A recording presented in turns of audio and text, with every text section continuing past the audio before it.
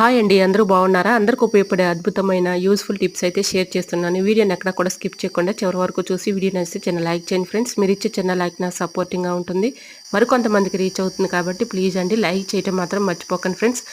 Expire అయిన టాబ్లెట్‌లని 2 తీసుకొని ఇలాగ ఏదైనా ఒక పేపర్ మీద వేసుకొని ఇలాగ మెత్తగా పౌడర్ లాగా చేసుకోవాలి. ఈ పౌడర్ ఏదైనా ఒక బౌల్‌లో వేసేసుకొని ఇలాగ వాటర్‌లో స్పూన్‌తో మొత్తం కలిసేలాగా ఇలా కలుపుకోవాలి. ఇలా కలుపుకున్న ఈ వాటర్‌ని ఏదైనా ఒక స్ప్రే బాటిల్‌లో పోసుకొని మన ఇంట్లో పూల మొక్కలనైతే పెంచుకుంటూ ఉంటాం కదండీ. పూల మొక్కల పైన పెస్ట్ కానీ, పురుగులు కానీ, మిల్లీ బగ్స్ కానీ వస్తూ ఉంటాయి కదండీ. అటువంటివి మొత్తం కూడా పోతాయండి. వీటి స్మెల్‌కి కానీ, ఘాటుకి కానీ అవి రాకుండా ఉంటాయి.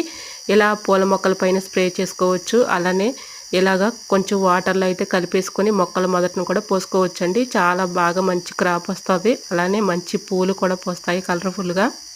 అలానే మనకి గుమ్మం దగ్గర ఇక్కడ చెక్క గుమ్మాల దగ్గర ఇలా చెదల వచ్చేస్తుంటుంది. చెదల దగ్గర కూడా ఇలా స్ప్రే